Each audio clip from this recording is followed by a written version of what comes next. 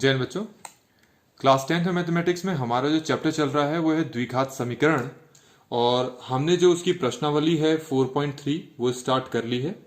आज हम करेंगे उसकी प्रश्नावली के क्वेश्चन नंबर 3 का फर्स्ट पार्ट, जो कि आपके सामने है।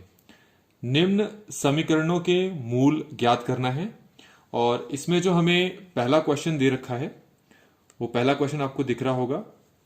पहला क्वेश्चन हमारे पास क्या है, x minus 1/x is equal to 3, x is not equal to 0। ये आपके पास क्वेश्चन है। अच्छा, इसमें आप एक चीज देख रहे होंगे कि आपको एक इक्वेशन दी है, एक समीकरण दे रखा है, उसके बगल में x is not equal to 0 लिखा हुआ है। इसका मतलब क्या है? इसका मतलब है जब इसको आप हल करोगे तो आपको मूल निकलेंगे 2, और उन दोनों में से कोई भी मूल x की वैल्यू 0 नहीं हो सकती है। क्यों नहीं हो सकती है? क्योंकि अगर मान लो x की वैल्यू 0 हम लेके चलते हैं, और अगर मैं x की वैल्यू 0 यहां पर पुट करता हूं, तो 1/0 जो है कुछ नहीं होता है, मीनिंगलेस टर्म होती है। मतलब किसी भी संख्या को अगर 0 से भाग करते हो तो उस संख्या का कोई मतलब नहीं निकल जाता, कोई मतलब नहीं रहता है। इसीलिए x की वैल्यू कभी भी 0 नहीं हो पाएगी जब यहां से आप मूल ज्ञात करोगे। तो अब इसको हमें करना कैसे है? इसको करने के लिए पहले हम इसको क्या करते हैं, सरल कर लेते हैं। सरल करने के लिए मैंने क्या कर लिया, इसके नीचे 1 लगा दिया है। अब इसको किस तरह से सरल करेंगे हम, तो एलसीएम ले लेते हैं। x और 1 का एलसीएम कितना हो गया, x हो गया। x को इस x से मल्टीप्लाई किया तो ये आ गया x², माइनस 1 को इस 1 से मल्टीप्लाई किया तो हमारे पास 1 आ गया, इक्वल टू ये 3 है, 3/1 लिख लेता हूं इसको। अब यहां से क्या करते हैं, क्रॉस मल्टीप्लाई कर लेते हैं। इस 1 को इन दोनों से मल्टीप्लाई करेंगे तो हमारे पास क्या आएगा, यही आ जाएगा x² माइनस 1, और इस x को 3 से मल्टीप्लाई करेंगे तो हमारे पास क्या आ जाएगा, ये आ जाएगा 3x। अब मैं क्या करता हूं, इस 3x को यहां पर शिफ्ट करता हूं, तो मेरे पास आ जाएगा x² minus 3x minus 1 equal to 0। तो बच्चों, इस तरीके से आपने देखा हमारे पास एक द्विघात समीकरण आ चुका है।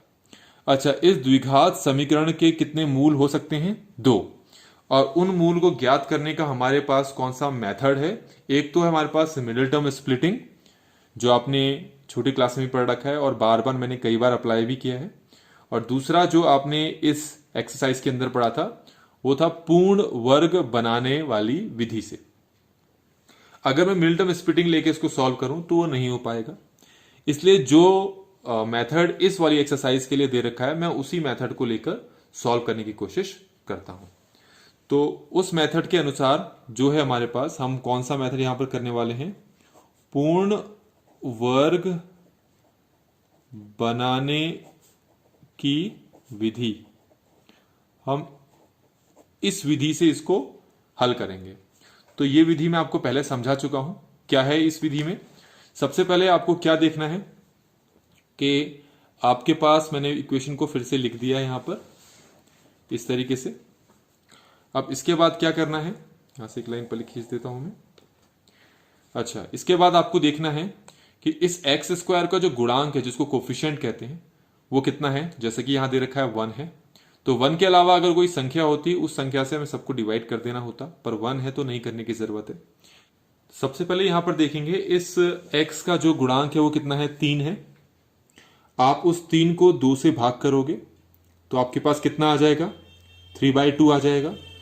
अब इस 3/2 का आपको क्या करना है, स्क्वायर करना है, तो ये हो जाएगा 3/2 होल स्क्वायर। ठीक हो गया। तो ये चीज आपको ध्यान में रखनी है। अब हम क्या करते हैं, इसको आगे सॉल्व करते हैं। इसको आगे सॉल्व करने के लिए, मतलब पूर्ण वर्ग बनाने की विधि इस पे अगर अप्लाई करनी है, 1 को मैं यहां शिफ्ट कर देता हूं अभी के लिए, तो मेरा बन जाएगा x² minus 3x equal to 1। अब ये जो आपके पास संख्या आई थी 3/2 का होल स्क्वायर, इसको मैं बाएं तरफ वाली समीकरण के साथ भी जोड़ देता हूं और दाएं तरफ भी जोड़ देता हूं, तो मेरे पास ये कुछ बन जाएगा x² minus 3x plus 3/2 whole square equal to 1 plus 3/2 whole square. जोड़ना है तो आपको दोनों तरफ जोड़ना पड़ेगा। तो हमारे पास ये स्टेप आ गया। अब इसके बाद क्या करना है, ये जो हिस्सा होता है ये या तो a माइनस बी का होल स्क्वायर बनता है हमेशा, या a प्लस बी का होल स्क्वायर बनता है। क्योंकि यहां पर माइनस है तो a माइनस बी का होल स्क्वायर बनेगा, तो मैं इसके बदले लिख सकता हूं x माइनस 3/2 का होल स्क्वायर। और यहां पर मैं इसको सॉल्व करता हूं तो ये हो जाएगा मेरा 1 प्लस 3 का स्क्वायर कितना हो गया 9 और 2 का स्क्वायर कितना हो गया 4। मैं इसके नीचे 1 लगा लेता हूं। अब ये x माइनस 3/2 का होल स्क्वायर मैंने ऐसे ही लिख दिया। इसको मैं सॉल्व करता हूं तो 4 को इससे मल्टीप्लाई किया तो 4 आ गया, 4 वन ये हो गया 4 प्लस 1 को 9 से मल्टीप्लाई किया तो 9 आ गया। तो मेरे पास आ गया x माइनस 3/2 का होल स्क्वायर इक्वल टू 9 में 4 ऐड किया तो मेरे पास 13 आ गया, 13/4। अब मैं क्या करता हूं, ये जो स्क्वायर है यहां से इसको हटाता हूं। उसके लिए मैं दोनों तरफ वर्गमूल ले लूंगा, मतलब 2 का भी स्क्वायर, इसका भी स्क्वायर रूट कर लूंगा, इसका भी स्क्वायर रूट कर लूंगा। मैं दोनों तरफ वर्गमूल ले लेता हूं। तो अगर मैं इसका वर्गमूल लूंगा तो इसमें से आपका स्क्वायर हट जाएगा, कुछ ऐसे लिखूंगा मैं। और यहां पर जब मैं वर्गमूल लगाऊंगा तो ये हो जाएगा 13/4 का वर्गमूल। इस तरह से स्क्वायर रूट लगा लिया। आगे प्लस माइनस आपको लिखना जरूरी है। तो ये हो गया हमारे पास इस स्टेप तक। अब इसके बाद क्या करना है, इसके बाद ये x माइनस 3/2 किसके बराबर है, plus minus square root of 13/4 के बराबर है। तो एक बार x माइनस 3/2 को मैं प्लस स्क्वायर रूट ऑफ 13/4 के बराबर लेके चलूंगा और दूसरी बार x माइनस 3/2 को मैं माइनस रूट 13/4 के बराबर लेके चलूंगा और x की वैल्यू इस तरीके से मेरी निकलेगी।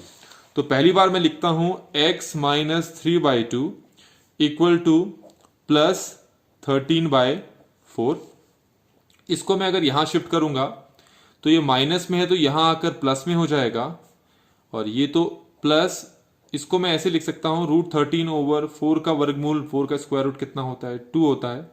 तो मेरे पास आ गया 3 प्लस √13/2। तो इस तरीके से मेरे पास x की वैल्यू निकल गई है। अब मैं आपको पहले ही बता चुका था x minus 3/2 equal to minus square root of 13/4 लूंगा। अब तो देखिए मेरे पास x की वैल्यू क्या आएगी, x माइनस 3/2 को मैं माइनस स्क्वायर रूट ऑफ 13/4 के इक्वल लेता हूं। तो इसको जब यहां शिफ्ट करूंगा तो ये माइनस 3/2 है, वहां आकर प्लस हो जाएगा। तो x इक्वल टू 3/2 माइनस, इसको मैं कैसे लिख लूंगा √3/2। तो मेरे पास x की वैल्यू आ गई 3 माइनस √13/2। तो बच्चों इस तरीके से यहां पर x के दो मान मेरे निकल गए, जिसको कि इस समीकरण के दो मूल कहेंगे हम, और वो दोनों मूल हमने निकाल लिए हैं। तो इस क्वेश्चन का ये हमारे पास आंसर आ चुका है। अब हम इसका करेंगे इस क्वेश्चन का सेकंड पार्ट। तो ये है आपके पास second question, 1/x+4 minus 1/x-7 equal to 11/30। साथ में लिखा हुआ है x is not equal to -4, x is not equal to 7। तो जब इस समीकरण, इस वाले समीकरण को आप सरल बनाओगे तो आपके पास एक द्विघात समीकरण बनेगा और उस समीकरण के हमारे पास दो मूल होंगे।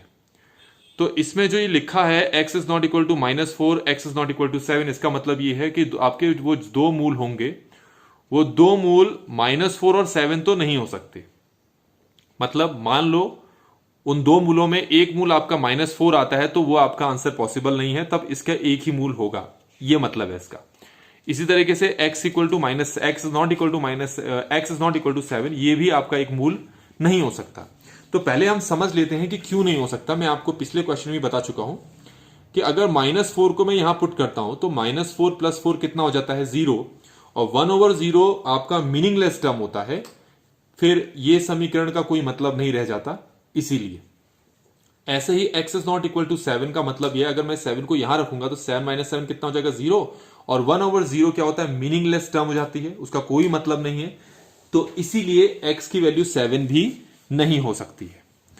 तो ये हमें पता लग गया कि ये दोनों वैल्यूज क्यों पॉसिबल नहीं है। अब हम क्या करते हैं, हम पहले द्विघात समीकरण का निर्माण करेंगे, फिर उनसे दोनों मूलों को फाइंड करेंगे। हम कैसे करेंगे, तो पहले हम इसको सिंप्लीफाई कर लेते हैं। सिंप्लीफाई करने का तरीका हमारे पास वो है एलसीएम लेने का।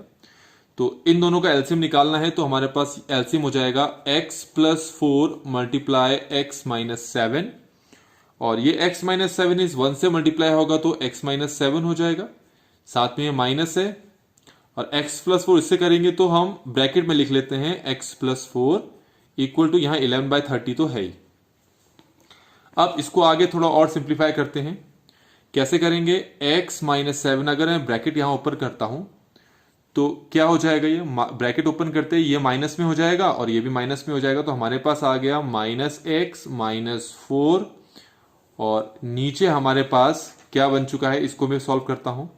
x को x से मल्टीप्लाई करूंगा तो x स्क्वायर हो जाएगा, x को 7 माइनस 7 से करूंगा तो माइनस 7x हो जाएगा, 4 को x से करूंगा तो 4x हो जाएगा और 4 को 7 से मल्टीप्लाई करूंगा माइनस 7 से मल्टीप्लाई करूंगा तो माइनस 28 हो जाएगा और यहां मेरे पास 11/30 है। ये x कैंसिल हो गए, माइनस 7 माइनस 4 होता है आपका माइनस 11 और नीचे आपके पास हो गया x square minus 7x plus 4x, ये हो जाएगा आपके पास माइनस 3x और साथ में है आपके पास माइनस 28, यहां हो जाएगा 11/30। अच्छा, यहां पर आप देखें, यहां पर न्यूमरेटर मतलब हर में आपके पास माइनस 11 है, यहां भी 11 है, तो इस तरीके से भी ये कट सकते हैं। सिंप्लीफाई करना वाले आसान हो जाएगा, 11 1 11, 11 1 11, तो यहां बच गया माइनस 11, यहां बच गया 1। अब हम क्या करते हैं, क्रॉस मल्टीप्लाई करते हैं, तो ये जो है इस 1 से मल्टीप्लाई होगा और ये 30 इससे मल्टीप्लाई होगा। अगर ये पूरा इस 1 से मल्टीप्लाई होगा तो क्या मिलेगा आपको, यही मिल जाएगा, एक्स स्क्वायर माइनस 3x माइनस 28 इक्वल टू 30 को इस माइनस 1 से मल्टीप्लाई करोगे तो आ जाएगा आपका माइनस 30। अब इस माइनस 30 को अगर मैं यहां शिफ्ट करूं तो मेरे पास आ जाएगा एक्स स्क्वायर माइनस 3x, ये है माइनस 28 और ये हो जाएगा प्लस 30 इक्वल टू हमारे पास यहां हो गया 0। एक्स स्क्वायर माइनस 3x, इसको सॉल्व किया तो हमारे पास ये आ गया प्लस 2 इक्वल टू 0। अब ये जो आप क्वेश्चन देख रहे हो, इसको चाहो तो हम मिल्टन स्प्लिटिंग से भी कर सकते हैं, यहां पर ये मिल्टन स्प्लिटिंग से हो जाएगा, ठीक है। और पूर्ण वर्ग बनाने की विधि जो हम अप्लाई कर रहे हैं, हम उससे करके दिखाते हैं आपको। पूर्ण वर्ग बनाने की विधि द्वारा हल। तो कैसे समझाया था मैंने आपको, एक लाइन मैंने यहां से ड्रॉ कर ली, मैंने फिर से इसको लिखा x square minus 3x plus 2 equal to 0। X square का गुणांक 1 को छोड़कर कोई और संख्या अगर होती तो उस संख्या से सबको पहले हम भाग करते, पर चूंकि यहां पर 1 है तो ऐसा करने की हमें जरूरत नहीं पड़ेगी। अब आप क्या देखेंगे, इस x का गुणांक देखेंगे। x का गुणांक कितना है, 3, वैसे तो है माइनस 3 पर हम पॉजिटिव नंबर ही लेंगे, तो इस 3 को पहले 2 से कर लो भाग, तो आपके पास आ गया 3/2। फिर क्या करो, इस 3/2 का वर्ग करो, मतलब स्क्वायर करो, तो आपके पास कुछ ऐसा आएगा। इसको ऐसे ही लिख देते हैं। अब इसको फिर से हम उठाते हैं, एक्स स्क्वायर माइनस 3x, इस 2 को पहले वहां भेजते हैं तो ये हो जाता है -2। अब ये जो आपके पास 3/2 का होल स्क्वायर आपने लिखा है, इसको बाएं तरफ और दाएं तरफ दोनों तरफ जोड़ देते हैं तो आपके पास बनेगा x square minus 3x plus 3/2 का whole square equal to -2 plus 3/2 का होल स्क्वायर, ठीक है। और ये यहां पर हमारे पास एक फॉर्मूला बन जाएगा। फॉर्मूला क्या बन जाएगा हमारे पास, ये बनेगा x माइनस 3/2 का whole square equal to -2/1 plus ये हो जाएगा 3 का स्क्वायर 9 और 2 का स्क्वायर कितना 4। मैं आपको पहले ही बता चुका हूं, यहां पर या तो a माइनस बी का होल स्क्वायर बनता है या a प्लस बी का होल स्क्वायर बनता है, पर यहां माइनस है तो a माइनस बी का होल स्क्वायर बनेगा। इसको एज इट इज लिख देते हैं, x माइनस 3/2 का स्क्वायर, इसको एलसीएम लेके सॉल्व करते हैं तो 4 को 1 से मल्टीप्लाई किया 4 को -2 से किया तो -8, 1 को 9 से किया तो ये 9 आ गया। इसको आप आगे और सिंप्लीफाई करते हैं, इसको मैं ऐसे ही लिख लेता हूं, x माइनस 3/2 का होल स्क्वायर -8 प्लस 9, ये हो जाता है आपका 1 और नीचे हमारे पास क्या है 4। अब हम क्या करते हैं, दोनों तरफ स्क्वायर रूट ले लेते हैं, तो स्क्वायर रूट लेंगे तो इसमें से क्या हो जाएगा, स्क्वायर हट जाएगा, यहां पर स्क्वायर रूट लेंगे तो कुछ इस तरीके से हमें लिखना पड़ेगा और आगे प्लस माइनस हमको लगाना पड़ेगा। x माइनस 3/2 का 3/2 ऐसे ही लिख दिया हमने, तो एक बार मैं x माइनस 3/2 को प्लस के साथ लूंगा और दूसरी बार x माइनस 3/2 को माइनस के साथ लूंगा और सॉल्व करूंगा।